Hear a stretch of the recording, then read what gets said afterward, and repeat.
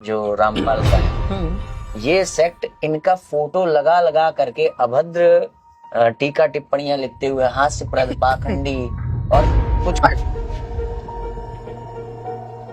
मुझे प्रमाण से बताइए कि कबीर कबीर कैसे बना, बस प्रमाण से। तो ऐसा ना आपसे क्षमा चाहते मैं वो नहीं। जानकारी कौन सी संस्था, कौन सा वो रजिस्टर्ड है जिसके व्यक्ति अपराध के उसमें 2 मुकदमों में आजीवन कारावास हुई है, वो उसके सीधे प्रवचन आते हैं लाइव।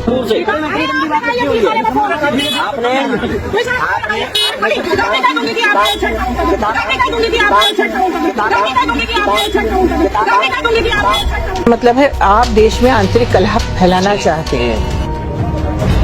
आप ये किताबें बेचते हो।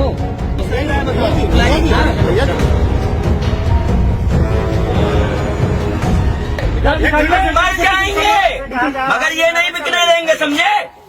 ये इनके कपटपूर्ण कृत्य हैं, कपटपूर्ण कृत्य हैं, और कपटपूर्ण कृत्यों से को आगे रख करके ये धर्मांतरण का काम, ये सब है कालनेमी।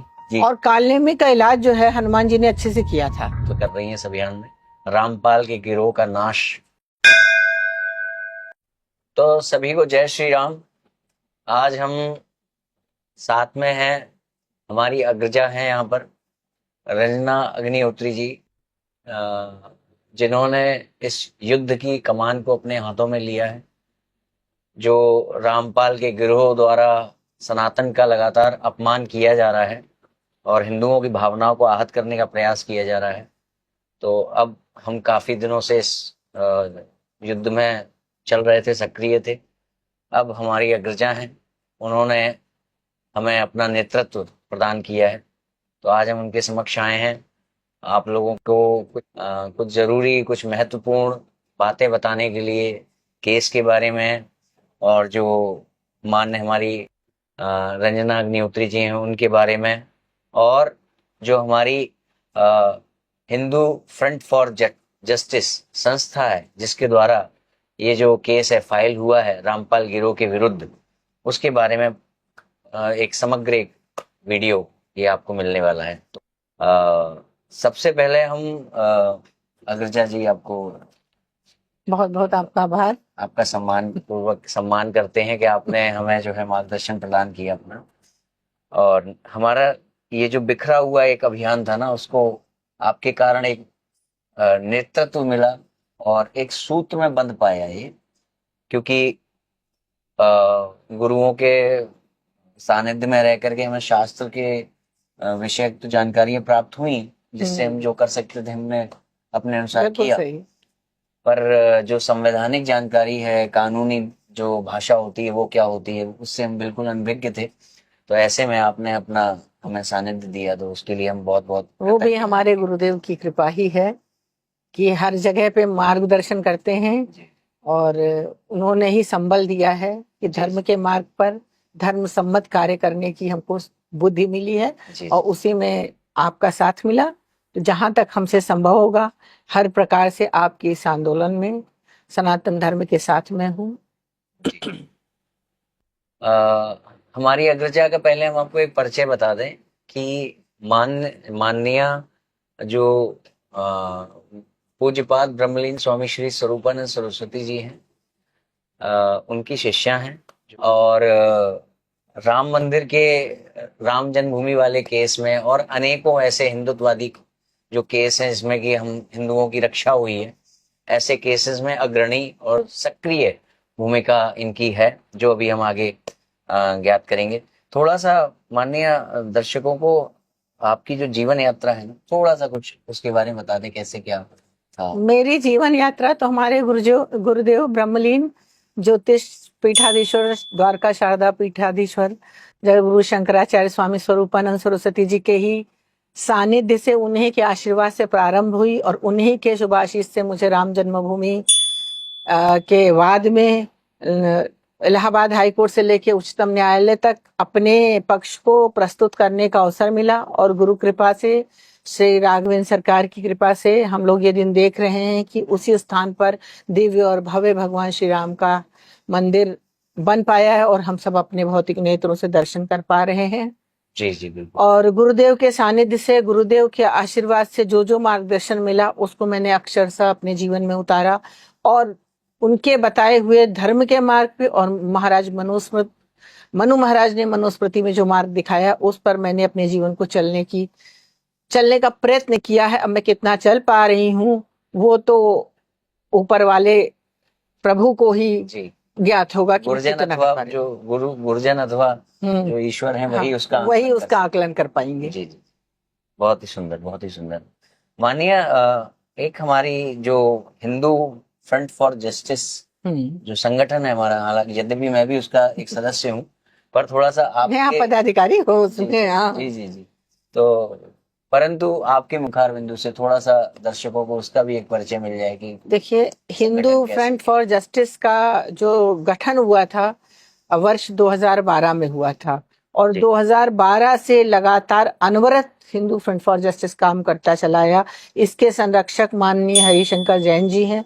मैंने और हरिशंकर जैन जी ने मिलकर हिंदू फ्रंट फॉर जस्टिस का गठन किया, उसका रजिस्ट्रेशन हुआ, ये बतौर न्यास रजिस्टर्ड है, और विभिन्न न्यायालयों में कम से कम 150 से ऊपर मुकदमे किए हैं जो हिंदुओं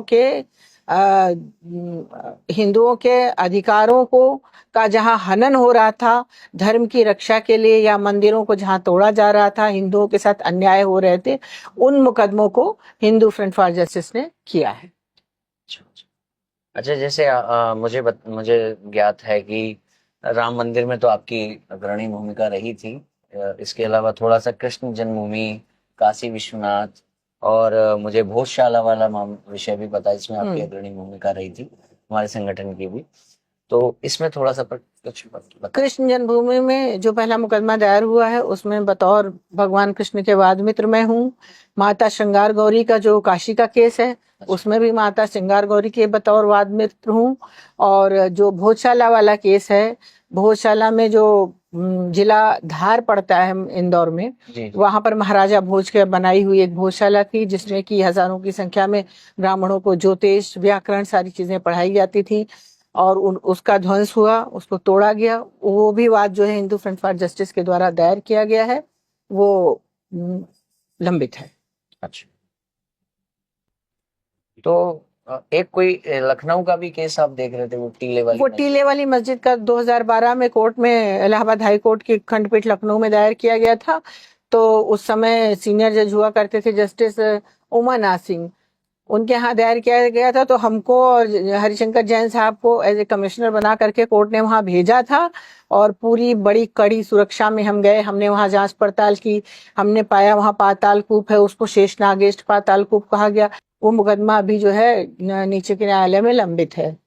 जी जी जी, तो ये हमारा सौभाग्य है कि इधर हम भी जगत गुरु शंकराचार्य जी के पुरी पीठाधीश्वर जी के शिष्य थे, और इस अभियान में जो रामपाल का गिरोह है उसका प्रतिकार कर रहे थे, जो भी जितने भी अंशों में कर पा रहे थे। और जब विधि का विधान देखिए कि मतलब जो अंतिम समय में जो एक नहीं, जो आपके जीवन में एक भगवत स्वरूप के रूप में प्रकट होता है, प्रकाशक के रूप में प्रकट होता है, तो हमें जो अग्रजा हमें प्राप्त हुई हमारी इस विषय में, क्योंकि हमें हर तरफ से घेरा जा रहा था, जैसा कि आपको पता होगा अगर आप हमें फॉलो कर रहे थे, तो ये सब लड़ाई में हमें हर तरफ से घेरा जा रहा था। झूठे मुकदमे, पर्सनल थ्रेट्स भी दिए जा रहे थे, जान से मार देने की धमकियां वगैरह, बहुत सारी चीजें अभी भी चल रही हैं। हमारे जो हमसे जुड़े हुए लोग हैं उनके ऊपर झूठे मुकदमे, हमारे घर पर हमला करने का प्रयास, है सारी चीजें चल रही थी। तो ऐसी स्थिति में, और फिर भी हम लड़ने का प्रयास कर ही रहे थे यथावत, तो ऐसी स्थिति में अपने ज्ञान का प्रकाश लेकर के प्रकट हुई। तो वो भी कोई अन्य नहीं थी, वो भी हमारी गुरु बहन ही निकली, क्योंकि वो भी जगत गुरु शंकराचार्य जी की ही शिष्या थी। और संयोग से ये बात परम सत्य है कि इस संसार में जब भी कभी कहीं पर भी धर्म को नष्ट करने का प्रयास किया जाएगा, धर्म को क्षति पहुंचाने का प्रयास किया जाएगा, तो जो प्रयास करने वाला व्यक्ति है उसके समक्ष सबसे बड़ी बाधा जो होगी वो एक नाम होगा, वो नाम है शंकराचार्य।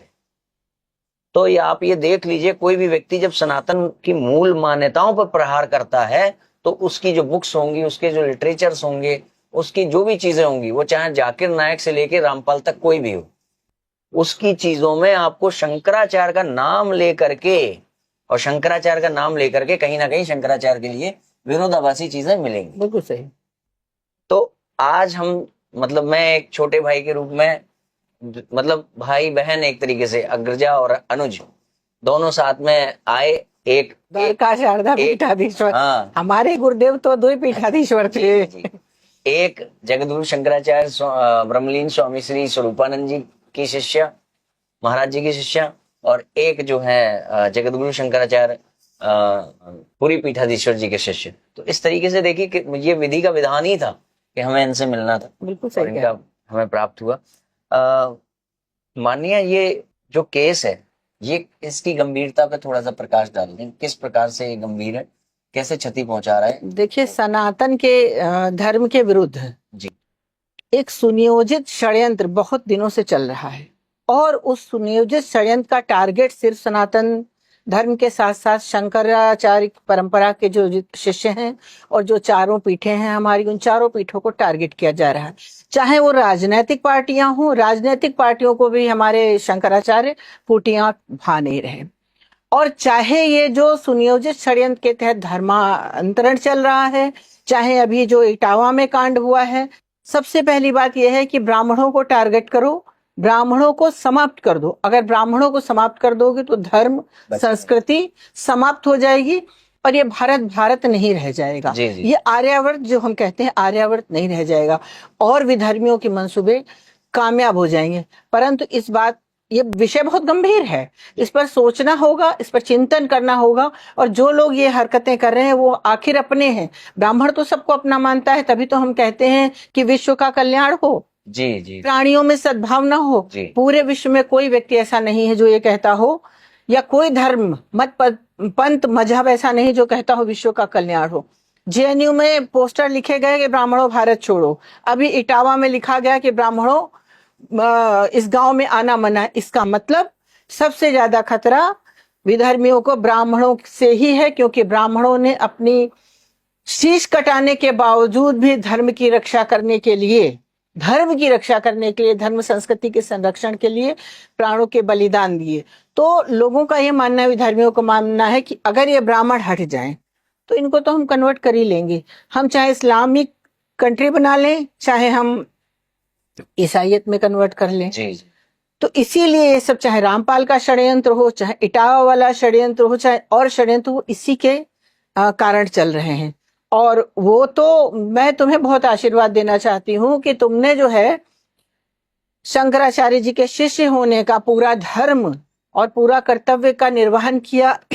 तुमने इसमें बहुत बड़ा शोध किया, तुमने सारी पुस्तकों को मेरे सामने रखा, उन पुस्तकों को मैंने देखा, और हमारे देवी देवताओं को, हमारे सनातन धर्म को, हमारे ब्राह्मणों को जिस तरीके से अभद्र टीका टिप्पणी की गई है, पूरे के पूरे धर्म को की परिभाषा ही चेंज कर दी, जिससे कि आज से 100 साल बाद, 200 साल बाद आने वाली जो पीढ़ी है वो देखे तो कहे कि सनातन धर्म के देवी देवता इसी प्रकार के थे। इसलिए इस पर रोक लगाना बहुत आवश्यक है।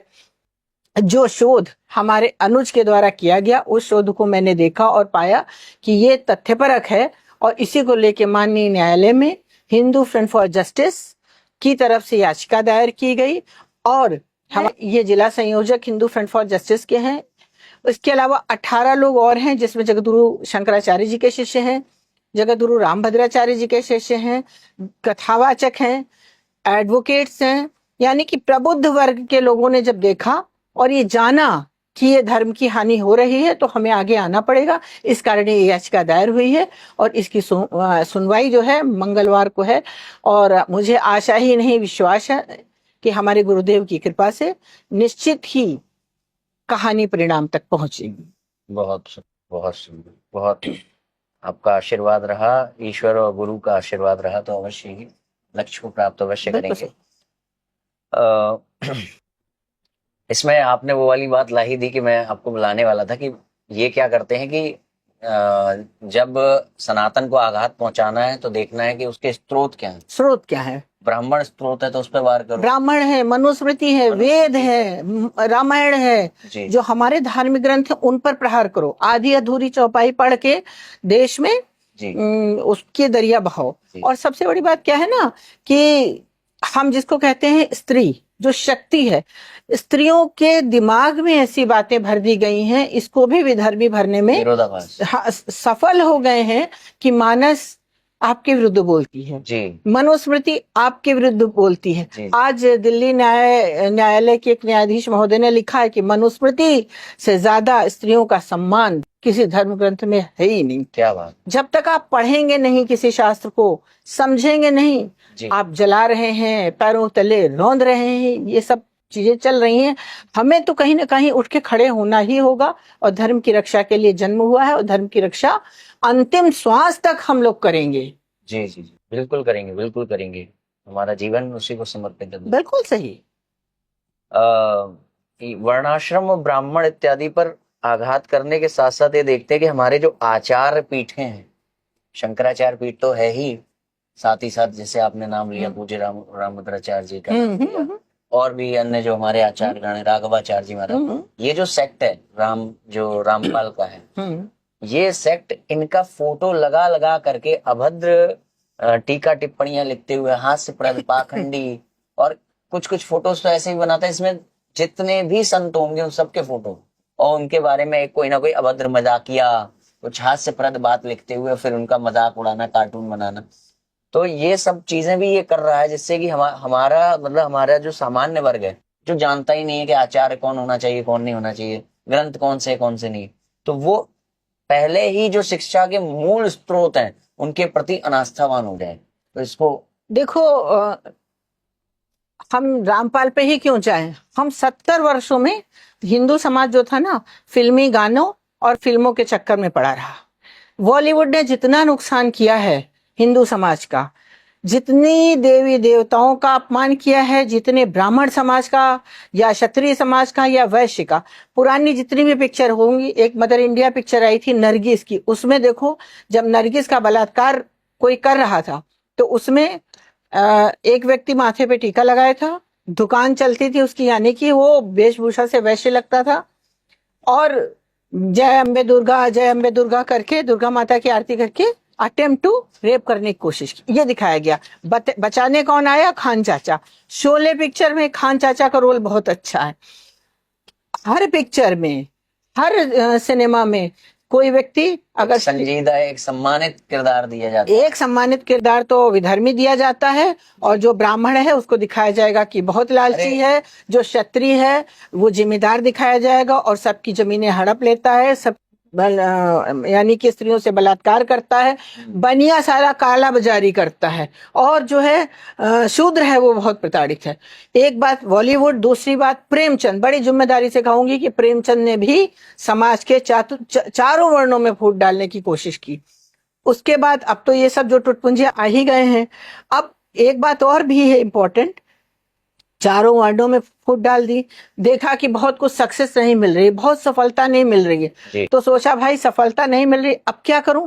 अब घरों में जाकर एंट्री मारूं, घरों में जाके घर की स्त्रियों से, महिलाओं से, बेटियों से ऐसी बात करी, बताया कि मानस में तो लिखा है ढोल गंवार शूद्र पसमारी सकल ताड़ना के अधिकारी। इसका मतलब है स्त्रियों को मारने की बात कही है। अब स्त्रियों ने अपना दिमाग नहीं लगाया, जिसने बरगलाया सोच लिया कि सही कह रहा है ये तो।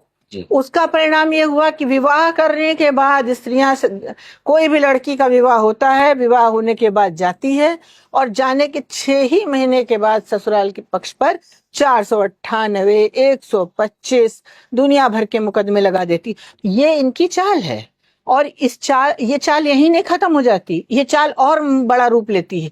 क्या बड़ा रूप लेती है कि रामायण को लाल कपड़े में बांध के रख दो, मत पढ़ो जी। हमारे सनातन धर्मावलंबियों ने सोचा कि रामायण हमारा पवित्र ग्रंथ है, इसको लाल कपड़े में बांध के रख दो, इसको मत पढ़ो। और महाभारत बिल्कुल मत पढ़ो, घर में भी मत रखो। महाभारत जय ग्रंथ है कि अगर महाभारत कोई पढ़ लेगा तो वो सोचेगा कि हमें जीवन कैसे जीना चाहिए, और जीवन में जो हमारे नकारात्मक पहलू हैं उनको कैसे हटाना चाहिए। जय ग्रंथ, इस जय ग्रंथ के विषय में कहा गया कि अगर आप इसको पढ़ेंगे तो आपके घर में कलह हो जाएगी। लड़ाई हो जाएगी। इसी षड्यंत्र का शिकार हमारे भोली भाली सनातन धर्मावलंबी जनता हो गई। उसका रीजन क्या है? क्योंकि आपने किसी गुरु का सानिध्य प्राप्त नहीं किया। आपने किसी परंपरागत गुरु का सानिध्य अगर प्राप्त किया होता, सड़क चलते आपने जिसको चाहा गुरु बना लिया, अब्राह्मण बना लिए, अविद्वान बना लिए, जिनको वेदों को छोड़ दो, हनुमान चालीसा का भी ज्ञान नहीं है, लेकिन वेद से, ऋग्वेद से लेके हनुमान चालीसा तक सब वैदिक बातें ही हैं। तो कहा जाता है कि पानी पियो छान के, गुरु करो जान के। और ऐसे गुरु का सानिध्य करिए जिसके कम से कम आप अपने गुरु के दादा गुरु का नाम तो जानते हो। जी जी जी बिल्कुल। ब्रह्म का ज्ञान तो हो। परंपरा प्राप्त आचार्य को आप गुरु बनाइए। जब परंपरा प्राप्त आचार्य को आप गुरु बनाएंगे तो ये सारी समस्याएं जीवन में नहीं आएंगी। लेकिन पिछले 70 वर्षों से चल रही है। हमारे आचार्यों ने प्रयत्न किया, लेकिन क्या होता है ना, राज सत्ता जब हावी होती है, राज सत्ता आचार्य सत्ता के ऊपर हावी होती है, तो आचार्य अपना काम धीरे धीरे करते रहते हैं, लेकिन वो व्यवस्थाएं नहीं होती हैं, वो चीजें नहीं पब्लिक में आ पाती हैं जो राज सत्ता दे सकती। जी जी जी जी। अच्छा, मानिए ये मतलब पर्टिकुलर अगर हम इस गिरोह की बात करें जिसके विरुद्ध हम कोर्ट में गए हैं, तो इसने कई सारे ऑफेंसिव जो चीजें हैं वो दिखती हैं इसके द्वारा जो की जाती हैं। जैसे सबसे पहले एक दिखता है कि सीधे सीधे हिंदुओं की भावनाएं आहत करने वाली अश्लील टिप्पणियां, अभद्र बातें, मजाक, तू तड़ाक, सब कुछ हमारे जो आराध्य देवी देवता है उनके बारे में। इसके साथ ही साथ फिर एक दूसरा दिखता है कि ये जो पूरा ये सेक्ट खड़ा हुआ है, ना तो कोई कहीं पर रजिस्टर्ड अभी तक हमें कुछ प्राप्त हुई जानकारी कि कौन सी संस्था, कौन सा वो रजिस्टर्ड है जिसके द्वारा मतलब हम कल को किसी पे क्लेम करें तो वो सामने से आने को भी नहीं तैयार होते कि कौन आएगा पक्षकार के रूप में। और फिर इनकी किताबें जहाँ छप रही हैं वहां कोई और कारखाना है, बरवाला। ये इनके कपटपूर्ण कृत्य हैं, कपटपूर्ण कृत्य हैं। और कपटपूर्ण कृत्यों से को आगे रख करके ये धर्मांतरण का काम और ये नया मत पंथ मजहब चलाना चाहते हैं। रामपाल का एक मजहब चलाना चाहते हैं, जबकि रामपाल के बारे में मुझे जानकारी जहां तक है, ना वेदों का ज्ञान है, ना शास्त्रों का ज्ञान है, और ना ही कोई बहुत मजबूत चरित्र का ये व्यक्ति है। जी जी जी। और इतना ही नहीं कि हमारे शास्त्रों को लिखा हो, हमारे वेदों को लिखा हो, इनके यहाँ से तो जो पुस्तकें छपी हैं उसने माननीय न्यायालयों की भी धज्जियां उड़ाई हैं। उनके ऊपर भी ऐसे ऐसे शब्द लिखे हैं कि अब आप न्यायालय को नहीं मानोगे, न्यायालय के लिए ऐसे शब्दों का प्रयोग करोगे, तो ये तो अति हो गई ना। न्यायालय के लिए जो इन्होंने जो किताबें छापी थी उसको लेकर के इन जो महिलाएं बेच रही थी वो किताबें, उसको लेकर के हिसार कोर्ट में केस चला था, तो सजा हुई है वहां पर। अच्छा, हाँ, निश्चित ही सजा हुई होगी, न्यायालय पे लिखेंगे, अवमानना है।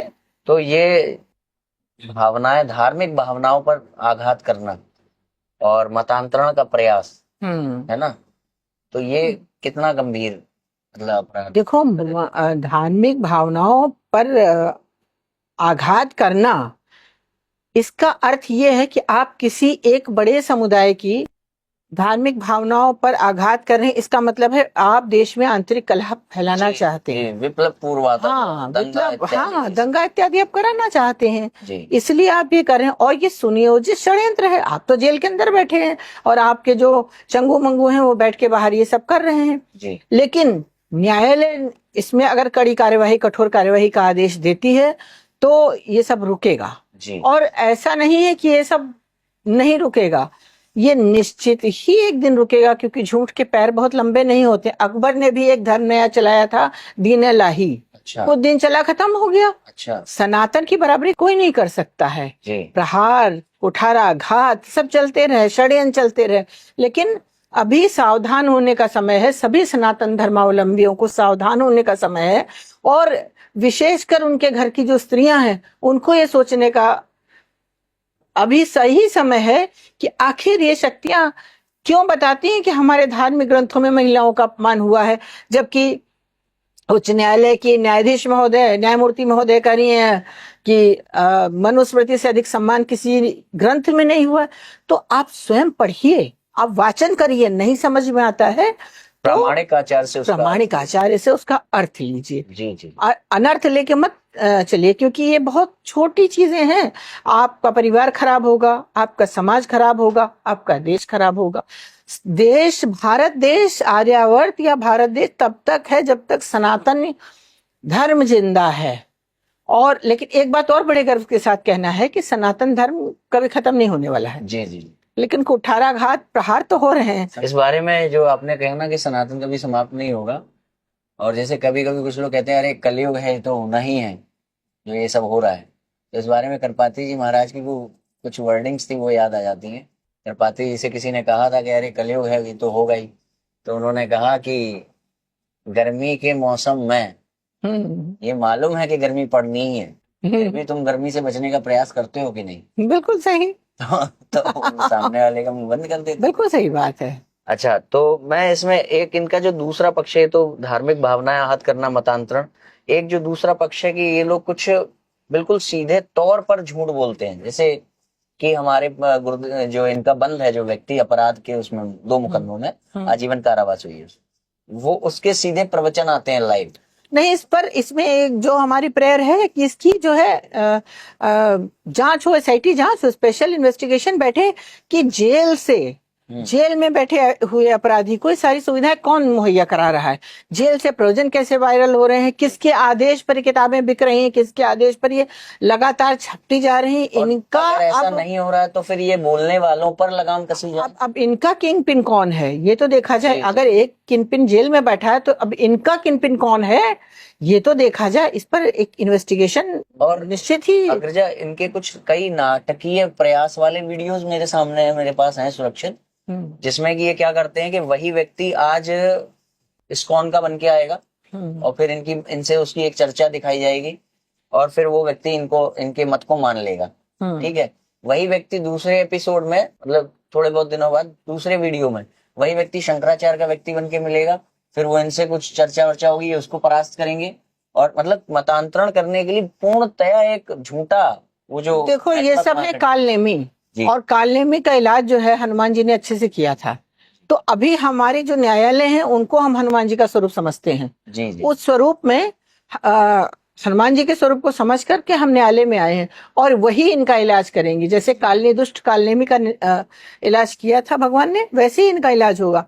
क्योंकि मतांतरण चाहे ये हो, चाहे ईसाई मिशनरियां हो, चाहे इस्लाम के मानने वाले लोग हो, सबको यही एक समस्या है कि सनातन धर्म किसी तरीके से नष्ट हो जाए, नष्ट हो। और इसको नष्ट तब तक नहीं कर सकते हैं जब तक एक भी शिखाधारी, एक भी त्रिकाल संध्या करने वाला ब्राह्मण इस धराधाम पे जीवित है, तब तक सनातन नष्ट नहीं किया जा सकता। क्या बात? क्योंकि मुगलों के समय में हजारों यज्ञोपवीत काट करके उनको फेंका जाता था, तब औरंगजेब पानी पीता था। हर जगह मंगल पांडे देख लो, वो भी तो ब्राह्मण ही थे। चंद्रशेखर आजाद देख लो, रानी लक्ष्मीबाई देख लो। तो ये षड्यंत्र समाप्त नहीं होगा, लेकिन हम भी नहीं समाप्त होंगे। ये षड्यंत्र अपना चला, लेकिन निश्चित ही एक ना एक दिन कोई कानूनी दांव पेच में फंस गए ना तो सबको, जिसमें जो फंस जाएगा उसको बिल्कुल बिल्कुल मन्यवादी का रास्ते माफ, बिल्कुल बिल्कुल।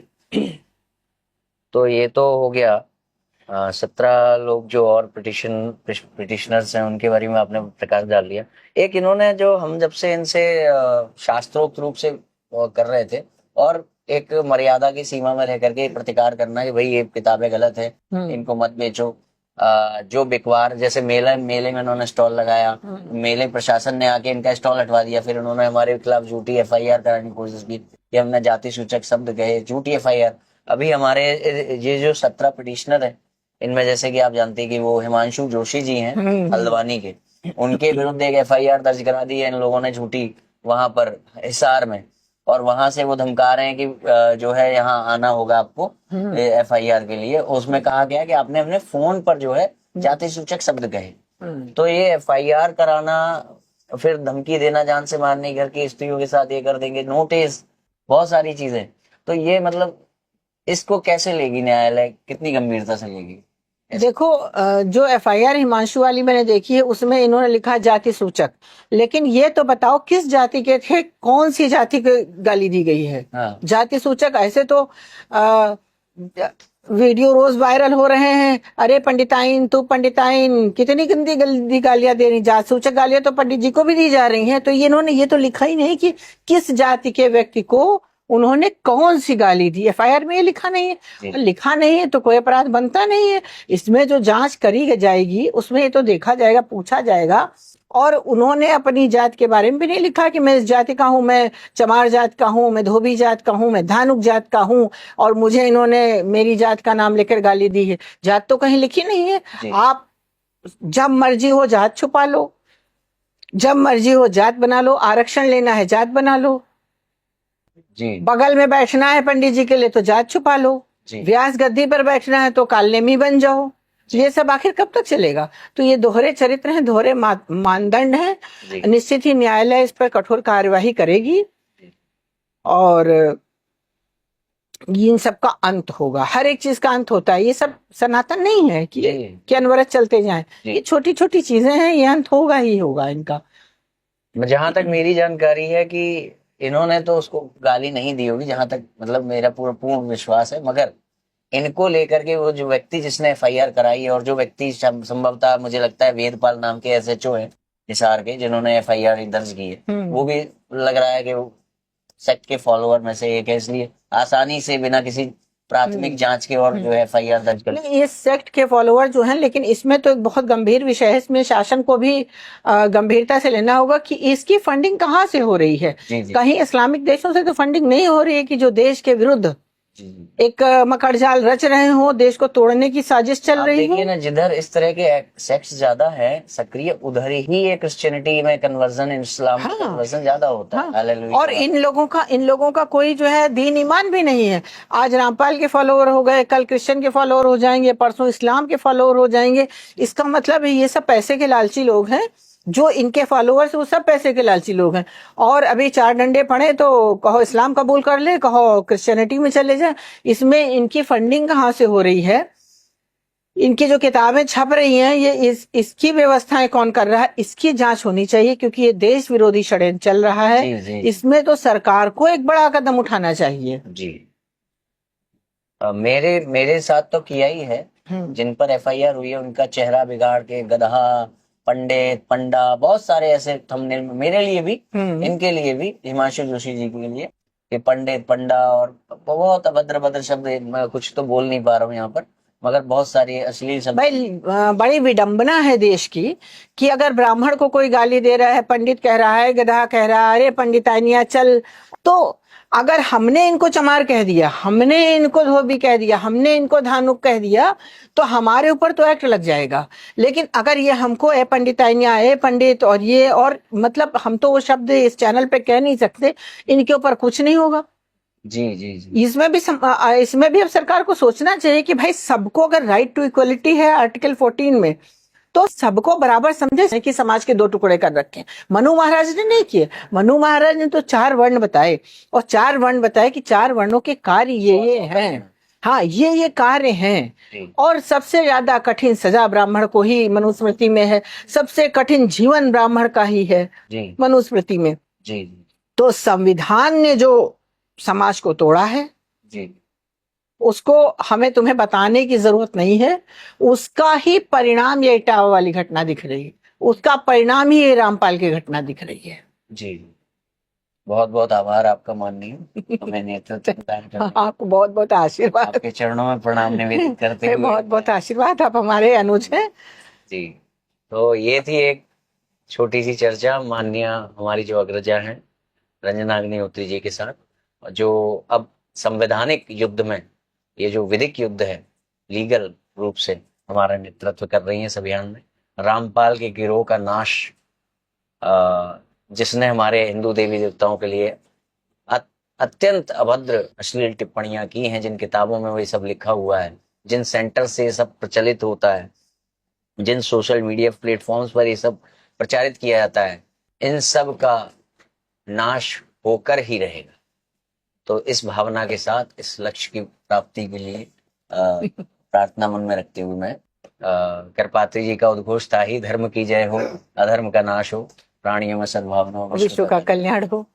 तो इस उद्घोष के साथ ही आपको चर्चा कैसी लगी बताइएगा, और आगे जो न्यायालय का प्रकरण है इससे संबंधित जो और चीजें हैं उस पर प्रकाश डालने वाले वीडियोस आपके समक्ष हम प्रस्तुत करते रहेंगे। जय श्री राम।